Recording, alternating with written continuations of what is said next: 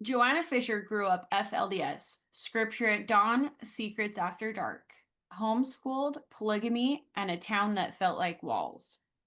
At 17, she left. On First and Farrell, Joanna shares what it costs and what she found.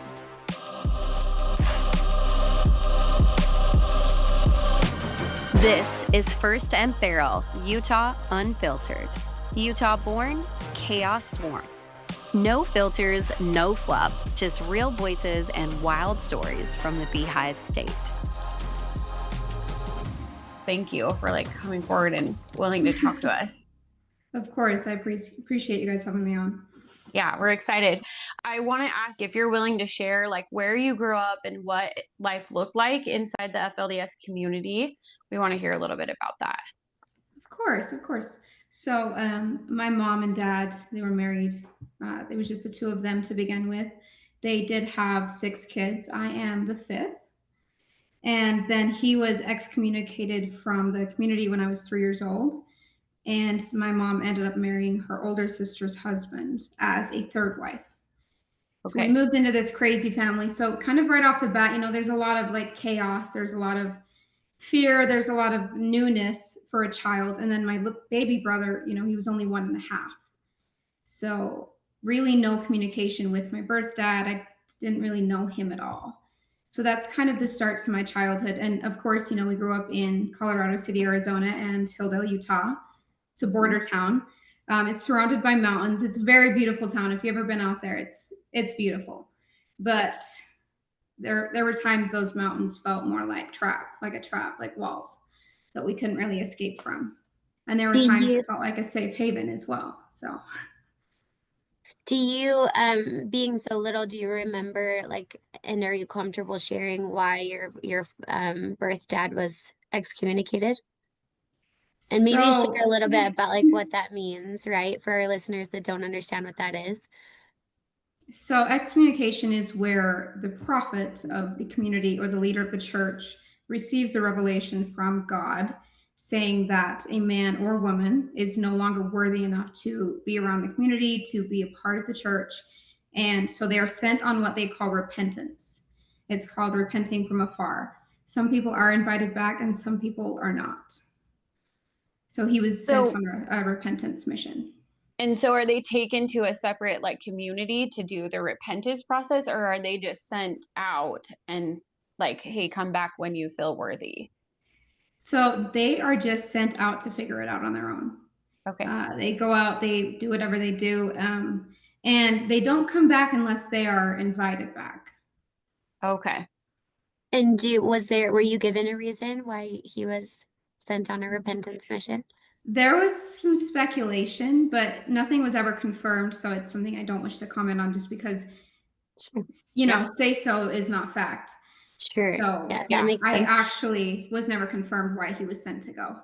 But it can be it can be little, little things like you had a relationship before you were married. You used birth control. Anything like that. Even studying a doctorate degree. Some people were directed to go out and get their doctorate or get their nursing degree, and then they were sent away for that. So it can be communicating with people outside of the church. It can be listening to music that was not written or approved by the church. So you never know. It can be anything. It can be your wife disobeying you. You not being able to manage your household. And that was scary for a lot of men because it put women in a fear of can I question him without questioning his leadership, right? But if your wife is questioning you and you have a dysfunctional household, you can be sent away for that as well. So I want to back up just a little bit for our listeners who may not know.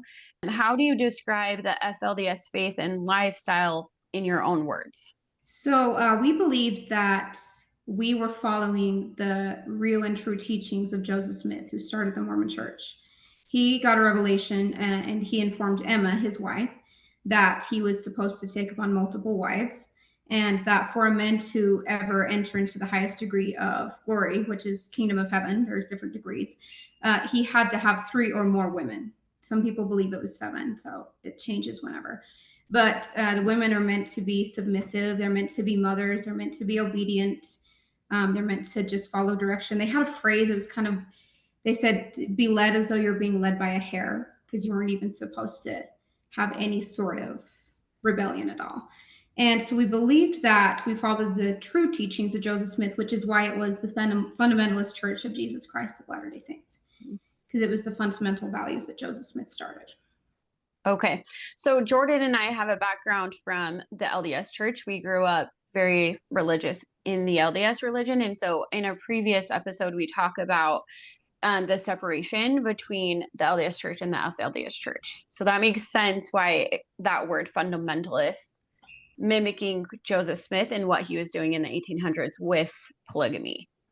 Yes. I know too. I Mhm. know for Jess and I, people often get the two confused. Like when growing up, we were often asked, if we had multiple Moms and moms. Yeah. So I do think they get confused, which why this will be good to kind of clarify the difference between the two. So talk to us a little bit about, like, in your childhood, what did your daily life look like? What did you do day in, day out? We had a very, very busy life. For one, I grew up with, we had horses, we grew our own gardens. Like we were very self-sustaining. And what comes with that is a lot of chores and a lot of responsibility. So there was the three moms originally. One of them had left and gone her separate ways, but all of her kids were still there. So there was my mom's kids. So there was 6 of my mom's kids. The other mom ended up having, 13 kids, and the other one had 8. My mom ended up having 2 more kids from the man she was placed by. But it was very busy. Weirdly enough, there was a lot of good times in my childhood. Like I grew up riding horses, I grew up like weeding in the garden early in the morning, but it was one of those things like you wake up at 3:30, you go out, you take care of the animals. We milked cows, and then we would sit down at 5 a.m. for a morning, we called it morning class. So we'd sit down and we'd read scriptures for about an hour, and then we would proceed to breakfast, and then we were all homeschooled. So in the winter, it was homeschool. In the summer, it was more chores. It was yard work, house cleaning, things like that. But there was never a moment of like rest or like, it was very busy. Like it was good to be busy, but there were times where it got exhausting, Did you have time to just play? Like, you said there were good times. Did you have time to just kind of play, be a child?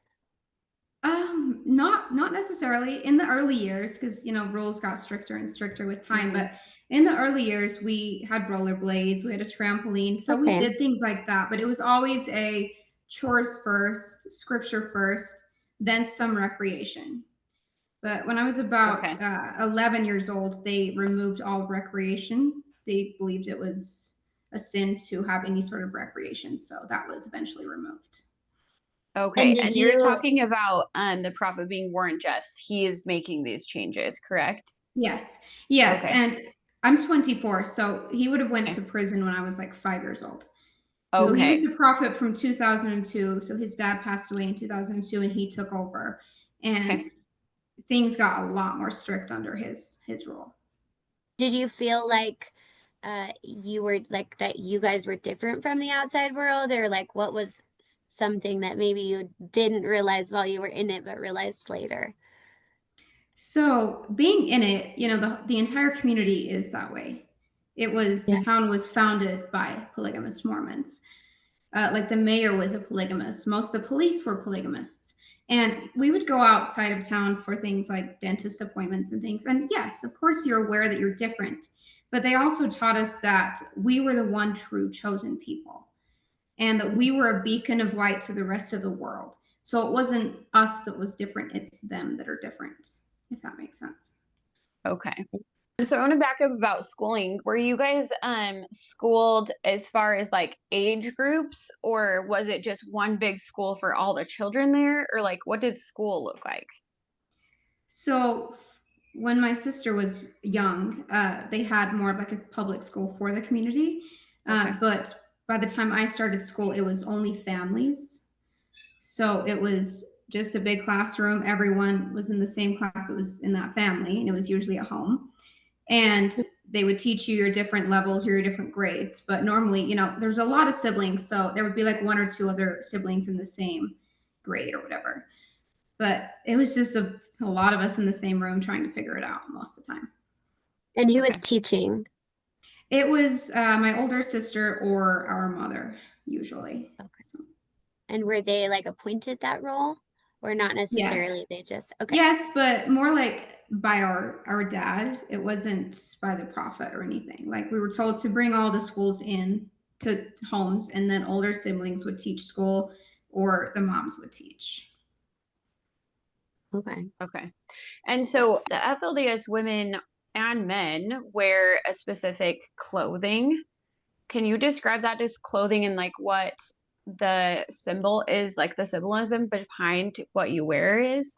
So it's a very high standard. It symbolizes purity. It symbolizes modesty. You had to have a dress that came all the way up to your neck. It did have to have a collar, buttons down the front, had to have sleeves to the wrist, and it had to come down to your ankles. Okay. So completely covered. If you can tell, I'm a very white individual because we were not exposed to the sun growing up. Yeah. Okay. And so like LDS religion, they wear what's called a garment underneath. Are the FLDS wearing a garment for underwear? Yes, and their garments are a lot more extreme. It is Okay. actually, it's like a full bodysuit. It has sleeves. It goes all the way down to the legs. It does snap up the front, so it comes up to your neck, and then it has an opening in the back for Okay, you to to use use the the restroom restroom. things. Yes. Yes, we Okay. called them long johns, weirdly enough. It was the Okay. nickname for them. And then I've heard there's like specific colors you can and can't wear. Is that accurate? We cannot wear the color red at all. Okay. Why? Um, they believe that when the destructions happen or the end of the world comes, then Christ will appear and he will be covered in blood. So red was a sacred color for Christ only.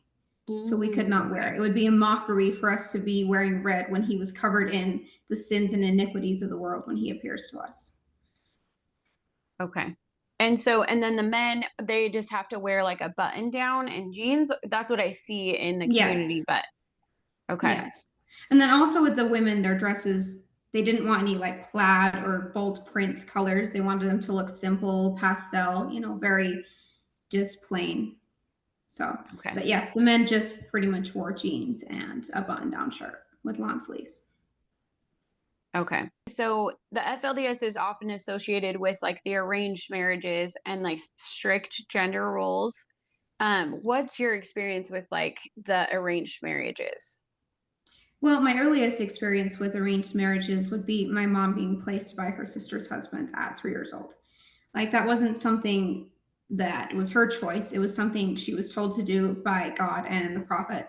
And you didn't really meet your husband beforehand. You didn't really date. It was you meet there and you take your vows and you are now man and wife. So that was my earliest experience with it. And gender And what roles, age? yes. I was 3 years old when that happened. Oh, okay. I was gonna say, I know you were super young, but do you remember like seeing particular moments where your mom struggled with that, or like did you see anything like that? Yes, yes, very much so. There Yeah. was, for one, she was in love with a different man because she was Mm, previously married, and two, he's her older sister's husband, and yeah. there was some jealousy. And you don't like second wives just don't get treated the same. And I know some people are like, that's probably not true, but they don't. Second and third wives just don't get treated the same. As the first. Yeah, and I mean, and it's human nature. How can you really Right. say who's right or wrong in that scenario? It's not really like a man chose these women either. Like Right. the entire thing is chosen by someone else. So would you say in the home there's like a hierarchy for the women? They don't like to say that, but there's an Okay. unspoken hierarchy, yes. Like the other mom's children, like the first moms, they feel like that we were prioritized and we feel like they were prioritized. And so there's just a lot of chaos back and forth, and it's hard to tell who was actually prioritized, if that makes sense. Yeah. So it even trickled down into like your siblings as well. Yes, yeah. Yeah.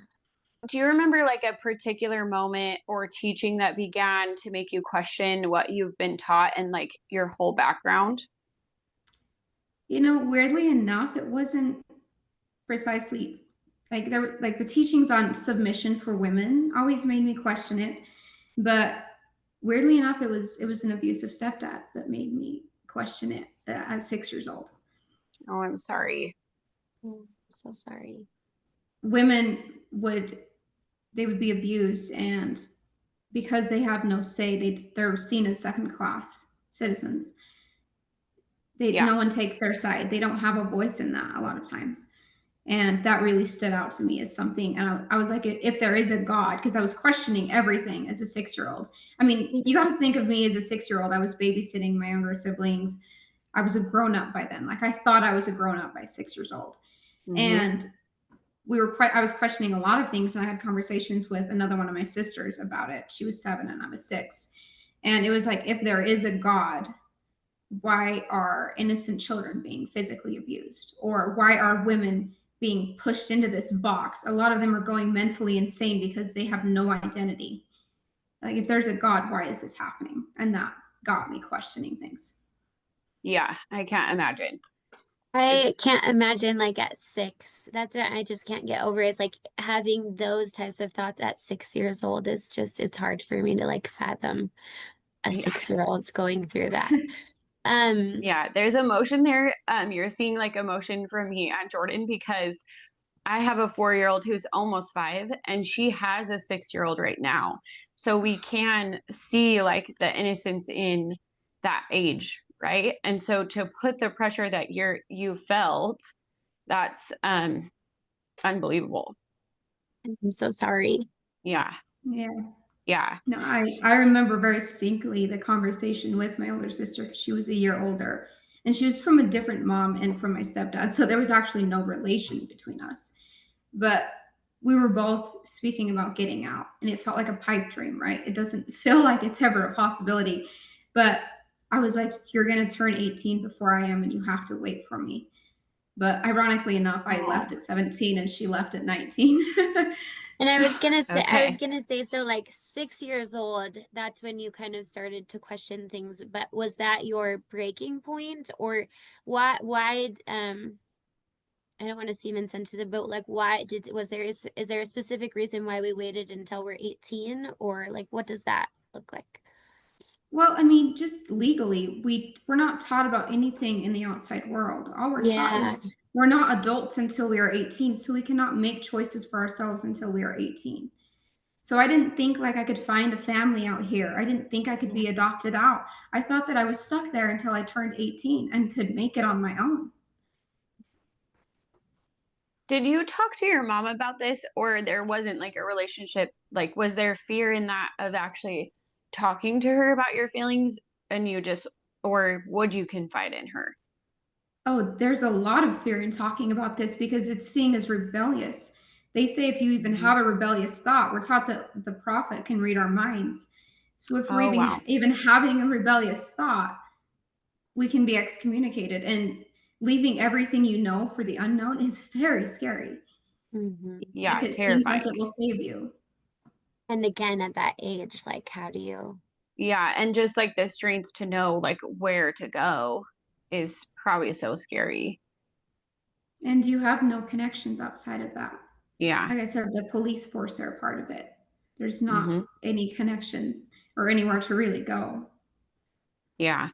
I want to talk to you about a turning point for like the community around you. So I recall this, the El Dorado like ranch that was raided in 2008. Are you able to speak on that? And do you have memory of that? I do, actually. I was 7 years old at the time because it was 2008. Okay. And my little brother Daniel had just been born. He was from my mom and from my stepdad. And we had heard about all of the craziness going on in Texas. And we were informed that it was because they were not righteous enough, or it was persecution from God or from the devil who was trying to stop God's work. So I remember very distinctly, this is a very rooted memory for me. We were standing in the living room, and it's our full family. So it's, the 24 kids, it's the 2 moms. My mom is holding Daniel, and my stepdad is there, and the lights are dim. Everyone's very quiet. And it's very emotional. Like, all we were being told is that wicked men are coming in and they're stripping the children away from their moms in Texas, and that we could be next. So we're standing around and he's holding Daniel, and it's very sad. You know, he's probably a month old. And just the thought of him not being with his mom is like, it just tears at everyone. And that's just very, very vivid. Yeah. And like the reason why I say it's a memory for me, and I don't know about you, Jordan, but I remember watching it on the TV of the news talking about it, and them going into that compound in Texas. And I remember watching the kids get on the buses and the moms just hysterical. It was awful. Even being outside of it, we were so heartbroken about it. I just think it was handled so poorly. But also, was it a turning point that people started to realize like the FLDS needed help? Like these women and children did need help, or do you view it that way, or no? Well, here's the sad truth about it. Like, there's innocence in all these children. They're living the only life they knew. Yeah. And people come in with guns and strip them from their moms. It is quite traumatizing. I have friends that went through that, and they are still traumatized. However, there were young girls there that were getting pregnant at 14 and 15 and 16. And that is no way okay. So was it necessary? I think so. Was it traumatizing for millions of thousands of little children? Yes. So it's hard to be on one side or the other of that coin. Yeah, I agree. Both sides of it. And so were you still in Hildale then? You were still at Colorado City? Yes. Okay. Remember like how the people in the community reacted to it? Very, very terrified, very scared. Everyone became very reserved. They stuck to their homes. They kept the blinds closed. Anytime an out-of-town cop came in town, everyone would gather together in a prayer circle and, you know, ask God to protect us. It was a very, very scary time. So you lost trust in like actual police force and... Yes. Well, we were told that anyone outside of that community, any police outside of that, was someone who could cause harm, not someone who was there to protect. So did you ever have anyone from the outside helping you? Not until I got out, not until I had left the community. Okay. So talk to us about that. Like, how did you get out? Like, how did you make those final decisions? Well, it is kind of cliche, and a lot of people do get out this way. I met a boy, and we were sneaking around. We were, you know, getting to know each other, and that is a definite no there. No dating is allowed. And tell us how you met him. Sorry, I'm interrupting you. I want to know how you guys met. So I ended up leaving my entire family and moving in with my cousins across town, and their father had passed away a few years back. So they were placed under the care of another elder. They called him a caretaker. And this boy was actually his son. So he'd come over to the house and he would fix things, and we got talking, and we would talk about movies and music because we had to hide all of that, right? But we'd sneak it around on a thumb drive. So you did have access to those types of things. It was very hard. It was like someone would go to the library. This is very bad. They'd go to the library and rent a movie, and they would rip the DVD, get the movie on a hard drive, pass it throughout town. So yes, but there was no internet. So everything was like hard drives and SIM cards and secrecy, and it was all hidden.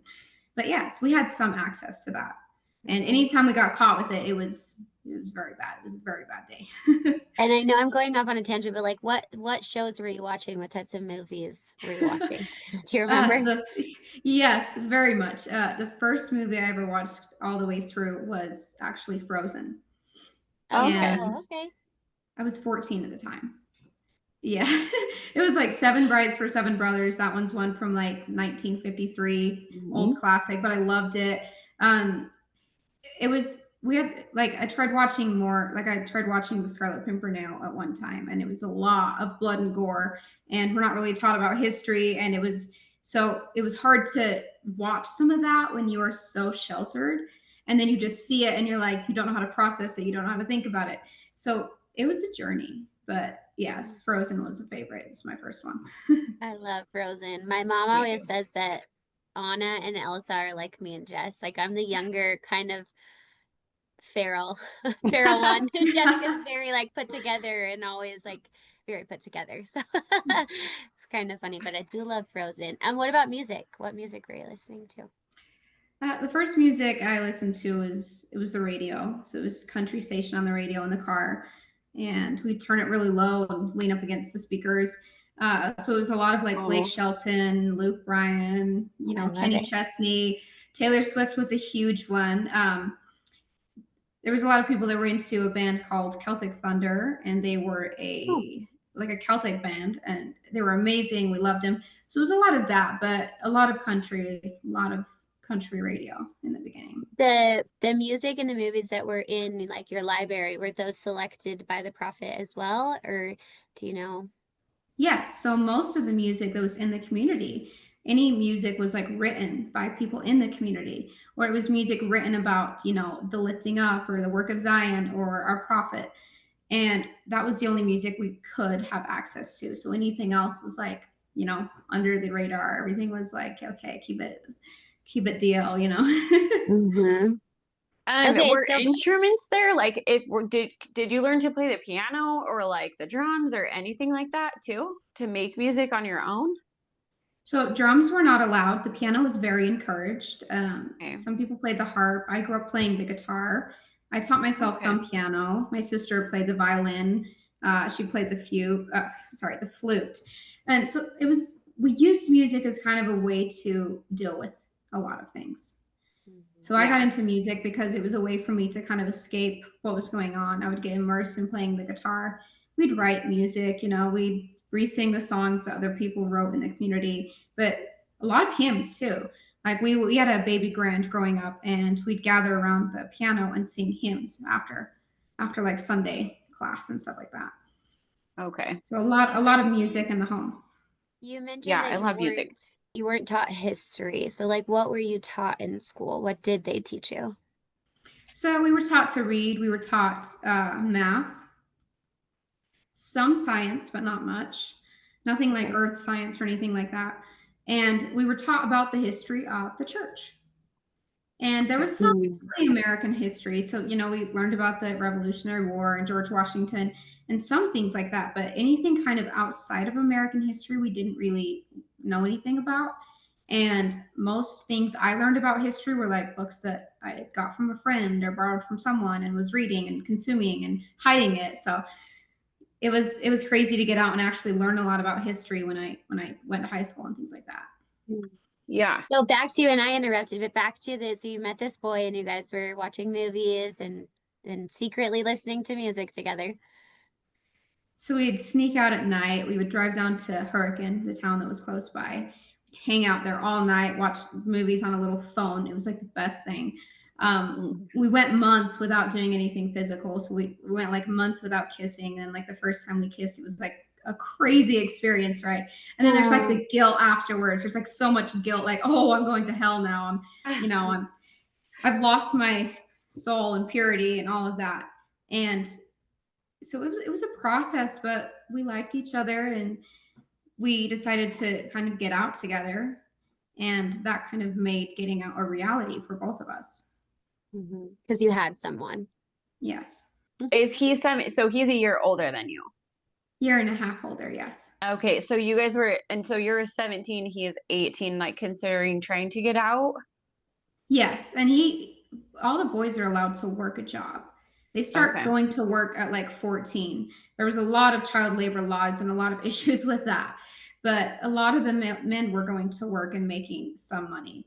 So he had a job, and he ended up getting me a phone, but I wasn't allowed to work. So he understood money a little bit more than I did at the time.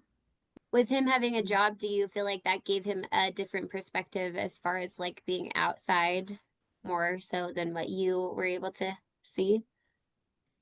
Yes, definitely. But also his job was a company owned by the community. Oh, that's okay. So it was actually there in the town as well. Okay. But he was able to make money. He got a car, and we were able to leave town, and it got exciting. Yeah, talk to us about that, like the night that you're the day or the night that you left.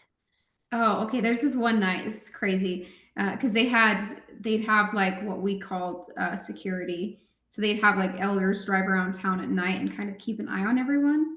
Oh, wow. So you had to kind of dodge security. Some people call them the God Squad. I've heard that term, but I never knew that term when I was in.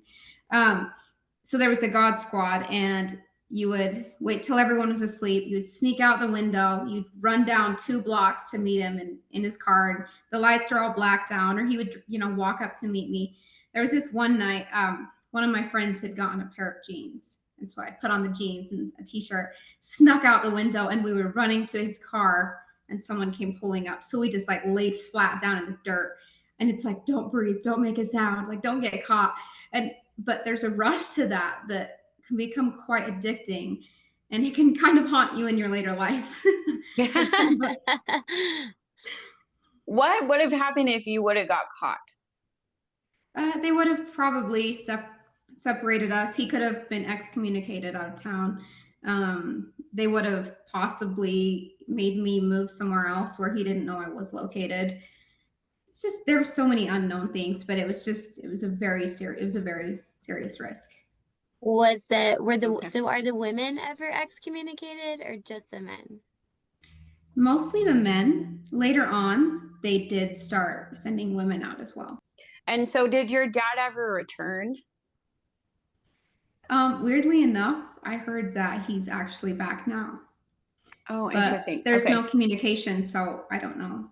What about was it your sister that was a year older? Or your sister, right? That Yes, was a year she's older? out. Yes. Okay. Did she get out before you, or were you together, or? No, we ended up, they separated a lot of families. Oh, So we got separated multiple times. We grew apart. I ended up leaving when I was 17, and then she left like a year and a half after I did, and we got in contact again. Okay. What is the purpose of separating families? So when I was 10 years old, 2011, 2012, 10 or 11, they started a new thing. It was a new revelation from God where they started what they called the United Order. And they would take families in. You would go into the meeting house. You would go into a room alone. You would shake the bishop's hand, and he would ask you some questions, and he would determine if you were worthy to be a part of the United Order or if you were a non-member because you needed to work on your purity and you needed to repent. So they had that going. I got into the United Order, and she did not, or she did, but then we got separated. She moved in with another family, and I moved in with another family. And then she ended up becoming a non-member because she was not following the right rules and regulations. And I was in with that other family still as a member, going to church and things like that. So what does it mean to be a part of the United Order? Like, this is under the church, right? Yes. Okay. So what it means is that you are worthy enough to advance. You are worthy enough to keep hearing teachings and new revelations that get you closer to your exaltation or going to Zion or whatever they called it. It makes a lot of sense if you think about it, So with the new revelations, how often were you getting we were kind of the first group to get those revelations, basically, right? Yes. Is what you're saying. Okay. And then Yes. how often Okay. was the prophet like giving you new revelations, and what did those look like? He would call in from prison on Sundays, and he would speak over the speakerphone from prison, and he would read off new revelations in the Sunday meetings. So, And what were you told about why he was there in prison? we were told that he was falsely accused and that it was Satan trying to put down the work of God, and that we were not worthy Okay. enough to be in his presence. Interesting. So he put it on you that you're not worthy enough. Yes. Wow. Yes. So your sister, I spoke to her briefly. She did tell me that you were part of the United Order, which I'd never heard of. But she was not until later, you're saying? Yeah. And so Rosie how are actually you was never chosen a for part of that? it. Oh, Rosie sorry. was Go never. ahead. Yeah, my sister she Rosie never was never a part of it. Yeah. Okay. So how are you chosen for that? You go into an interview, you meet the bishop, and he Okay. just decides, if you feel humble or you feel pure when he shakes your hand, and he gets discernment from God, and then he decides if you advance forward or not. Were there questions Okay. like in the interview? Did he ask you questions? Yes, there was. And ironically enough, everyone got different questions. There was never just one base question. Like me, I was 11 years old. So his question was, are you clean and pure? And I was like, well, what does that even mean? Like, I'm 11. Yeah, of course I am, right? Yeah.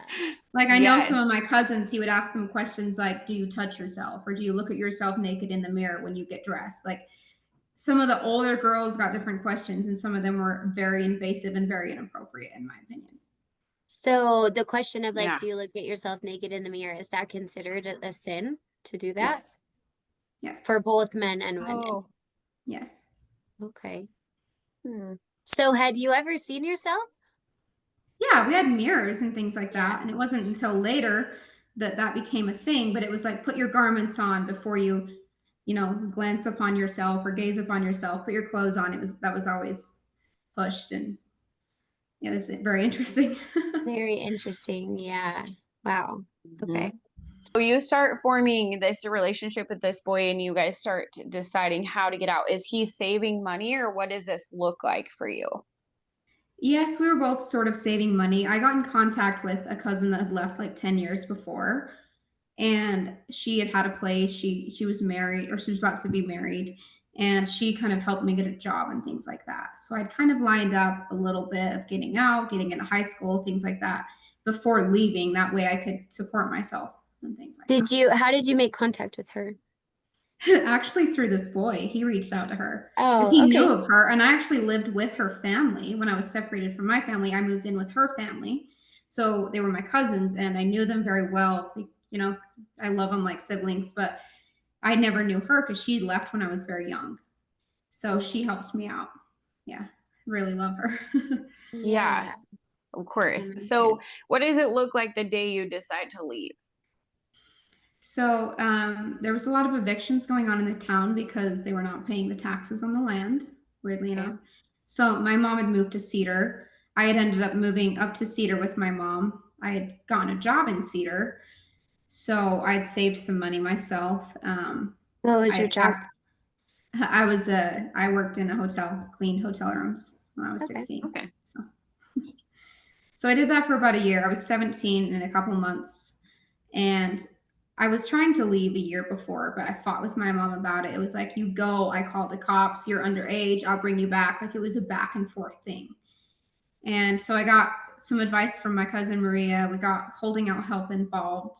And they basically said, you need to get a recording of her saying that she is going to let you go and that she's not going to come after you. So I had to get that. I had to have that conversation with her, and I had to get it on recording. And it was kind of interesting, but just packed everything up in the car. And I remember we pulled up to the Maverick to fuel up the car. We're going to leave and head to Salt Lake from Cedar City. And I got my sisters there, my older sister Carol and Gloria, and they're still in. My sister Rosie had left by now. And my mom came up and she gave me a hug. And she said, you know the choice you're making. You know that this means you're dead to me. And we got in the car and drove off. Is that the last you've seen her then? Oh no, I've shown up at her door. I've called her. I've forced it communication since then, but there's no communication anymore as of right now. And so that is a rule within inside the church, like once you leave, right? Talk to us about like what that rule or that, I don't know what you call it. Yes, it's you can't have any communication with what they call apostates. Like, apostates are worse than outsiders because apostates were given the word of God and they basically have rejected God entirely. So they are the worst of the worst. So they tell you to have no communication. They say those people are dead to you once they make that choice. I've heard the term Gentile. So would you like explain us as Gentiles? Like, we've never been given the word of God from the FLDS, right? So we haven't denied it, but we don't know about it. Yes, So we're yes. considered a Gentile, and then you're apostate in your case where you do know about the word of God and you've left. Yes. Okay, that's interesting. I haven't heard that term.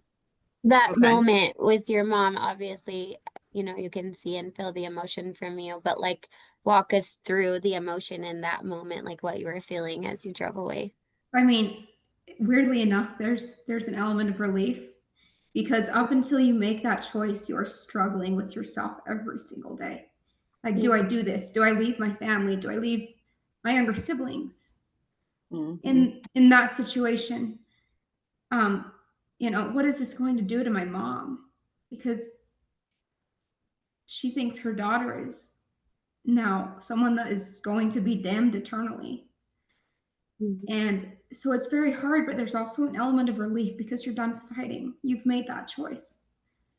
So it's like a beautiful pain. It's like a calm after the storm a little bit. But it'll stick with you for the rest of your life. I'm sure it will.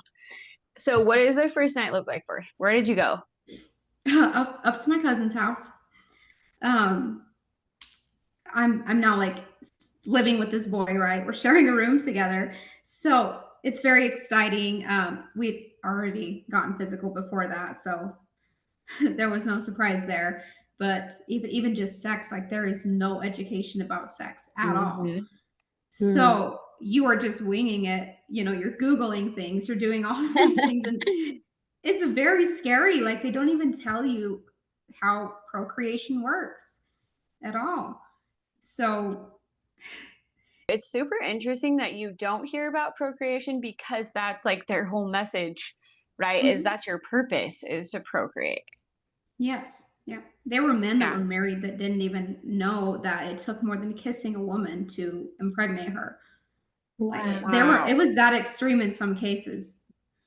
Like we had animals growing up and I'd watch them in the mating process. And so there was I felt like there was always an underlying knowledge of how it worked for me, even at a young age, but you don't know what's safe and what's not, right? You don't know what safe sex is. You don't know if, pulling out is that precise. Like there's so many things that you're just like, oh, we'll just wing it. And then you're like, oh, that's not really going to work long term. Yeah. So you did like with your sister, or you really kind of figured it out with this one boy then? It sounds like. Yeah. And it's very taboo to talk about. So there's a lot of shame around sex. There's a lot of shame around body autonomy and things like that. So it's not like I can go to my mom and be like, how does this work? Or what does this feel like? Or what's this supposed to be like? Or what's acceptable or what's not, right? So we're just figuring it out together between him and Google. And Google's a nightmare. Don't try to Google that stuff. Yeah, I can imagine. You'll get really scared really quick, especially coming from a very innocent, no exposure mind. Yeah. And I imagine there's a lot of emotion along with that too, as far as, because I know like in the Mormon, growing up Mormon, we were taught not to have sex before marriage. And so like if anything happened before marriage, there was a lot of guilt that was associated with that. So I'm sure you were feeling all of those things on top of trying to figure out like what are we doing, Oh, yes. I remember this is a weird story. So I ended up leaving in June 2018, but my first sexual encounter was actually the Thanksgiving before. So I'd gone like 6 months before leaving. And I remember the feeling of just dread and worthlessness after, because you no longer have the one thing that you are valued for, which is your virginity. And so you feel less than nothing after that encounter. And it's like you have this experience with someone that you love, and there's like excitement while it's happening, right? And there's all of these feelings that you've never felt before, and it's overwhelming. And then you get done and you can't even look at yourself. I can't imagine. Yeah. It's sad that there's so much guilt and shame around sex in general. That's been a topic that Jordan and I have talked about often, because we also grew up in that environment of like you do not do that. And if you do, there's repentance and all these things you have to do in order to be like pure and clean again. But natural instinct, right? When you love someone, it's going to lead to sex or in some sort of like intimate relationship, whether it's, kissing and a little bit further. But it's so confusing because as a human, you're also very excited about it and it's a natural thing, right? Yes. But then like you said, I've felt that guilt after something that I shouldn't have done. I'm putting up air quotes of around shouldn't, right? You feel completely worthless and Yeah, you upset feel like that the one thing about you that is sacred or valuable or that makes you a human is gone. yeah. When leaving, like what else surprised you or was new to you when you got to the outside world? Oh, I mean, everything. The first time I made a phone call to the bank, I needed to make a car payment. I had no idea what I was doing. Like, they teach you nothing about money, nothing about bills, nothing about budgeting or finances. So, like, getting out, it can be very scary and intimidating. But just, getting a credit card, setting up your credit, learning how to build your credit, these are valuable things that they don't even teach you in school these days. Looking back, what do you feel is the reasoning behind that in the church? Why they're not teaching you these things? To keep you there, to keep you vulnerable, to Yeah. keep you dependent on the system that abuses you. So you went up to your cousin's house in Salt Lake. Did you stay there for a while or did you keep your job at the hotel in Cedar City? Like, what did that look like? Or did you find a new job? Yeah, I got a job up in Salt Lake as I Okay. worked at a restaurant as a waiter and a cashier. It was a fast food. It wasn't quite fast food. It was like a fast casual dining. And Okay. I loved it. Like I've always been a really people person. I love meeting new people. I like talking to people. People are very fascinating to me because it's like you look at someone and you're like, what makes them tick or what makes them do what they do? What motivates them? What makes them sad? So it was very interesting to just, be front and center to so many people that you've never met in your life. So I actually really enjoyed customer service for that reason. And so you left without any type of schooling, right? You don't have your high school diploma or anything.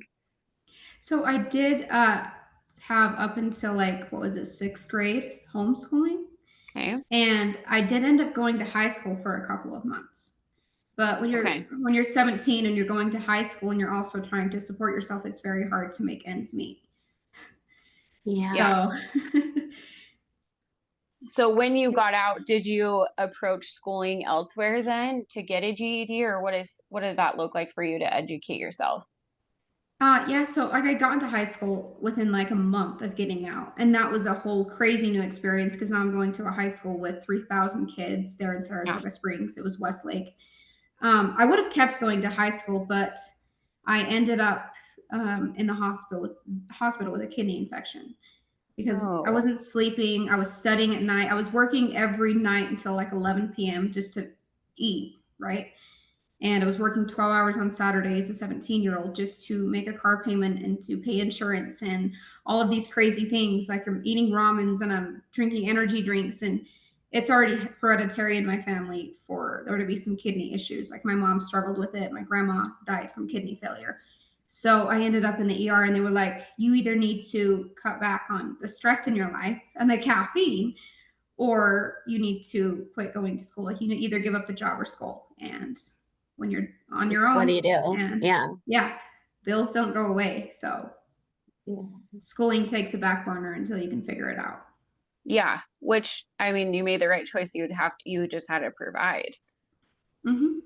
I did end up like going through the GED, online. Huh? I actually became a real estate agent for a while in Nevada. Oh, good. I loved it. Like I've lived in California. I've done some like a speech in New York. So I've gotten out there and I've done a lot more and I'm pushing myself to do a lot more, especially with education. People don't value it enough. People do not value it enough. No, I think like if in your case, right, you see it, but I think in like Jordan and I's case, it was we go to school, we finish through high school, you graduate with your high school diploma, and then you go to college. Like I I didn't really want to go to college. I was like questioning, like, no, I'm going to take a year or two off. And I had a lot of pressure of like, no, you're going to college. And I did. I went to college the next semester after high school. I moved to Utah County, which is like an hour away from my family. And so, yeah, I think schooling is somewhat taken for granted because we're just supposed to fall in line and do these things. But when Yes. you're not offered it, right, you look at it completely different. Yes, but then you're right. You look at it from someone else's perspective who looks at it as somewhat of an obligation Mm-hmm. and sort of a trap. Like you've got a point, and everyone has a different journey. Not everyone needs to go to college. Yeah. Yeah. I mean, I'm grateful for my education now, but I do think at that time I was like, no, I want to be done with school right now. Like, why are you making Yeah. me go? Yeah. And then there's the whole like student loan debt. So many people Mm-hmm. struggle with that really bad.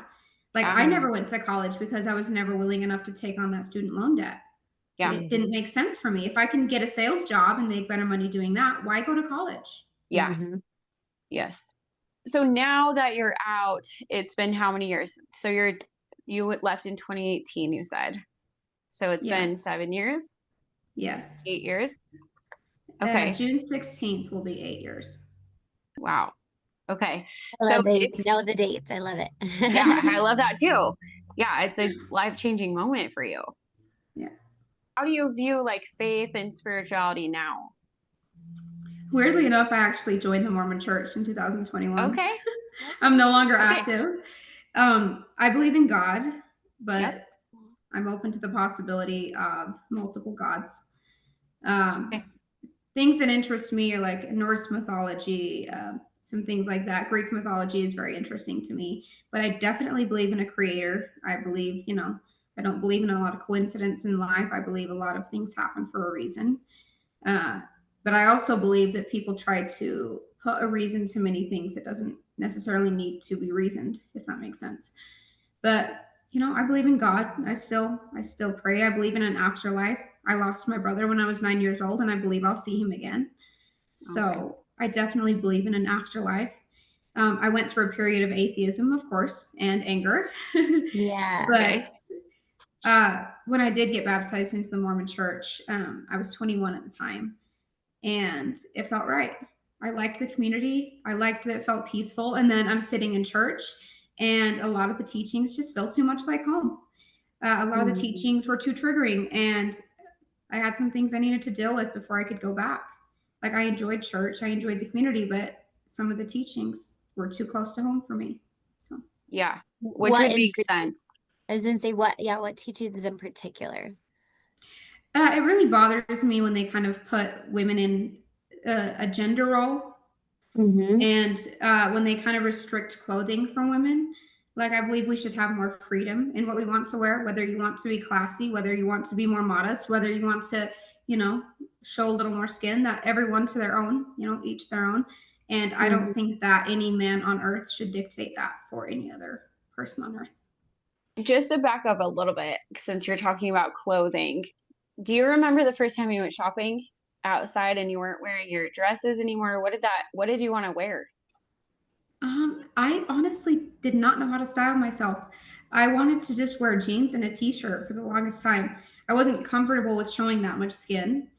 So I just wanted to still be covered, but I loved shopping. And then as I went through different periods of my life, like when I went into real estate, I got really classy with my wear. Like I got really business classy, business casual. And now that's kind of my style today. But I went through some times. I wore like some little tiny tops and showed off my waist. And I went through some rebellious periods. And that was hard on my boyfriend too, because he had met this good, covered little cricker girl. And now I'm out trying to explore, and I'm changing so drastically. And we struggled with that. Like we're no longer together, but we struggled with that because we were becoming different people. Is this the same boy that you left with? Yeah, we're no longer together today, but it was a 5-year relationship. Okay. Yeah. And you guys probably have a bonding experience in that you were there for the right reason at the same time to help each other through that. Right. But I'm sure you guys have grown into different people as you figured out like what you want and what you're after in life. Right. Yeah, and that's the reason I think there are people that leave from there and they stay together forever, and that trauma bond holds them together through thick and thin.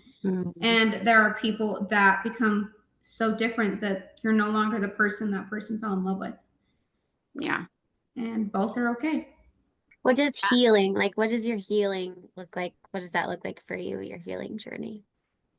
Well, interestingly enough, every time you think you're healed, something comes up, or you make some Oh. mistakes, or you do things for reasons that you're like, why am I reacting this way? Or why do I feel like I need validation from this person? Or why am I messing up someone else's relationship because their boyfriend is giving me attention? Like, and there's so many things like that. And I think the biggest thing for me is just accepting what was and realizing like it has made me the person I am, and I genuinely love the person I've become. Yeah. So accepting for what was, but also the subconscious mind is so crazy. So your body will respond to things that trigger you, or you will have panic attacks out of nowhere. And you're like, where did that come from? Because you go through so many things as a child, or so many things. And there are moments you feel unsafe and you don't know why you feel unsafe. So there is some of that. And I think a lot of people from the crick, and I say this very sincerely, most people think therapy means they are a victim to their circumstances. And most people do not want to be a victim to that. But that keeps them from acknowledging that they need to address what is hurting them. You don't have to think that you're a victim to understand that a chaotic childhood can create bad habits in adulthood that you have to address. If you could tell your younger self something, just one thing, what would it be?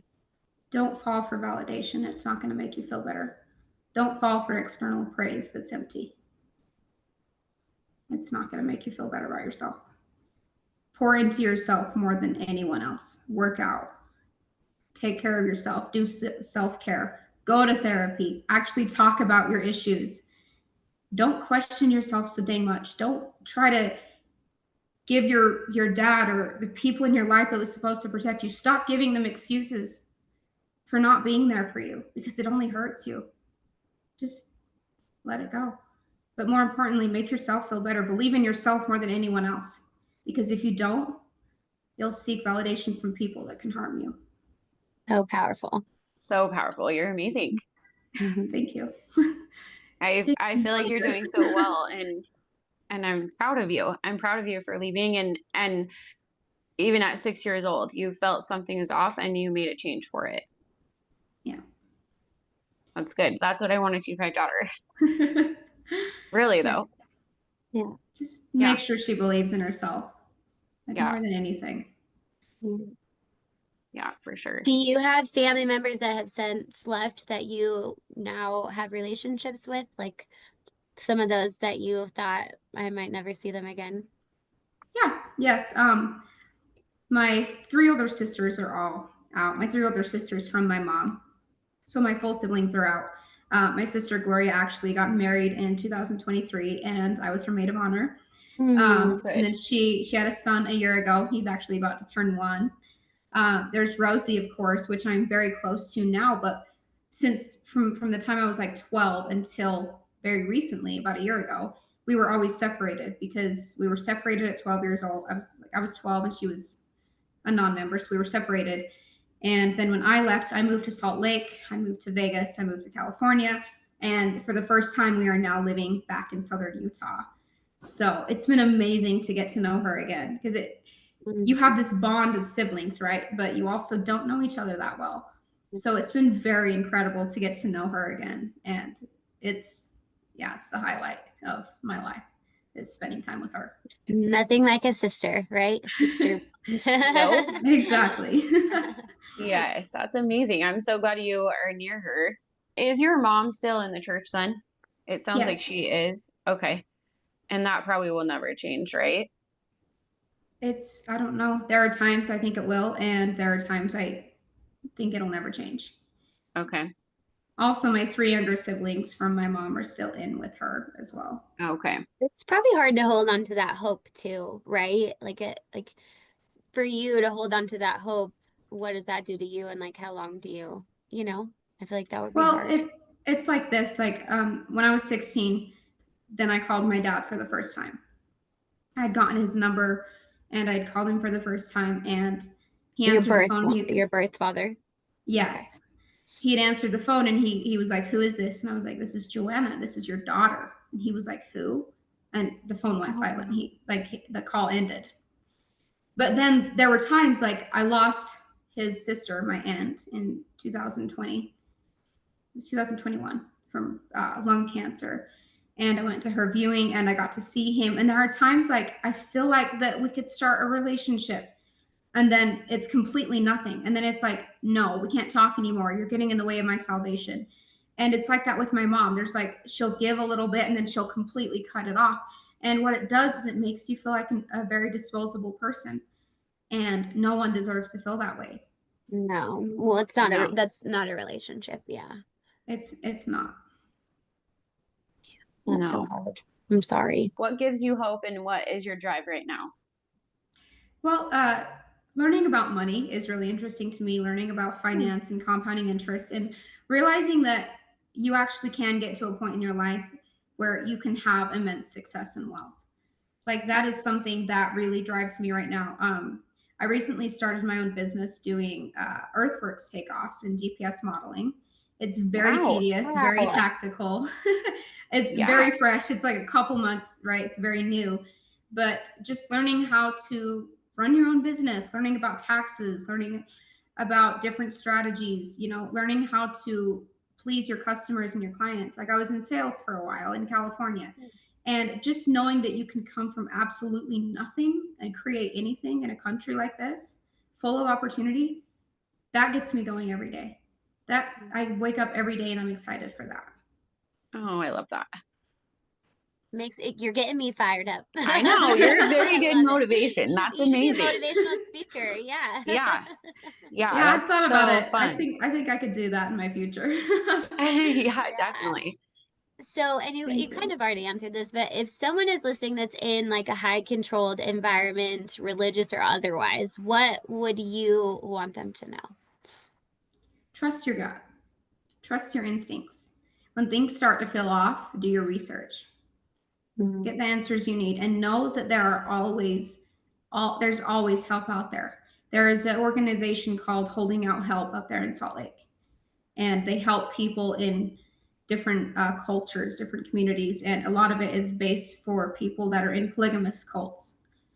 But you can reach out to Holding Out Help. Try to get a hold of a cell phone. Try to Google it. Try to do anything to make contact with something outside of that. But keep yourself safe. I appreciate you so much for sharing your story. I really do. It's just heartbreaking, but yet motivating and amazing to see that you're doing so well and that you're happy. So I'm proud of you for making that choice.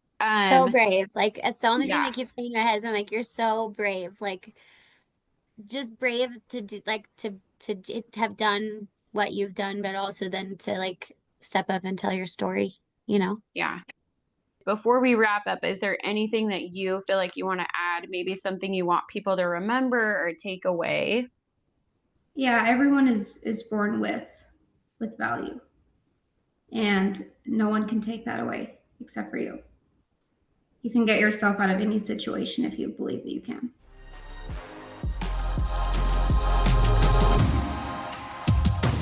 With season 3 of The Secret Lives of Mormon Wives dropping November 13th, we're recapping season 1 and 2.